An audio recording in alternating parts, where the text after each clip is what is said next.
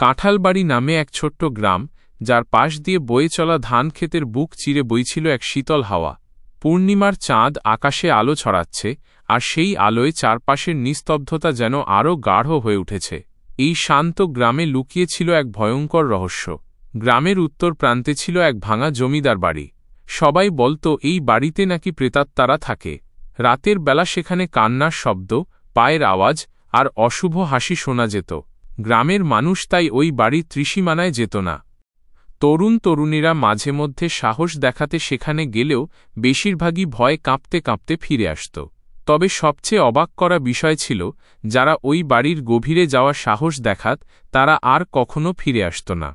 শহর থেকে শুভ, অর্ণব আর সৌমিক নামে ৩ ইউটিউবার একদিন এই গ্রামে এলো। ভূতের গল্প নিয়ে ভিডিও বানানো তাদের পেশা, তাই এই রহস্যময় বাড়ির কথা শুনে তারা রোমাঞ্চিত হয়ে পড়ল। গ্রামের বয়স্কদের বারবার নিষেধ সত্ত্বেও তারা রাত ১০টার দিকে ক্যামেরা, লাইট আর মাইক্রোফোন নিয়ে সেই ভাঙা বাড়ির সামনে হাজির হল। ভিতরে ঢুকতেই এক অদ্ভুত ঠান্ডা হাওয়া তাদের শরীর শিউরে দিল। ছাদের ফাঁক দিয়ে চাঁদের আলো মেঝেতে এসে পড়েছে। শুভ ক্যামেরা চালু করে ভিডিও শুরু করল। বন্ধুরা, আজ আমরা এসেছি কাঁঠালবাড়ির ভৌতিক দালানে। আজ রাতে আমরা দেখে নেব সত্যিই এখানে ভূত আছে কিনা। কিছুক্ষণ পর সৌমিকের হাতের লাইট হঠাৎ নিভে গেল। চারপাশ অন্ধকার হয়ে গেল। তাদের বুক ধড়ফড় করতে লাগল। কয়েক সেকেন্ড পর আলো জ্বলতেই তারা দেখল মেঝেতে রক্তের মতো লাল দাগ। অর্ণব ভয় পেলেও শুভ বলল, এটা হয়তো কোনো প্রাণীর।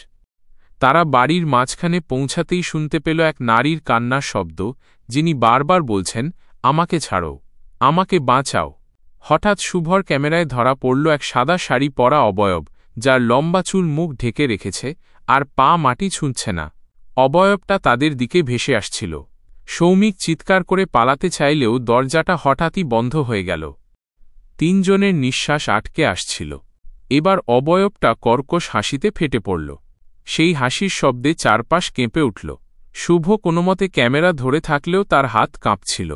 হঠাৎই অর্ণবের গলা দিয়ে এক বিকট চিৎকার বের হল।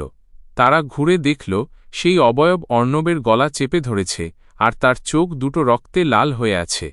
শুভ আর সৌমিক মরিয়া হয়ে দরজা ভাঙার চেষ্টা করল, আর হঠাৎ দরজাটা নিজেই খুলে গেল। তারা দুজন দৌড়ে বাইরে বেরিয়ে এলো। পিছনে ফিরে দেখল অর্ণব নেই, শুধু তার মাইক্রোফোনটা দরজার সামনে পড়ে আছে, রক্তে ভিজে। শুভ আর সৌমিক কোনোমতে বেঁচে ফিরলেও মানসিক ভারসাম্য হারিয়ে ফেলে।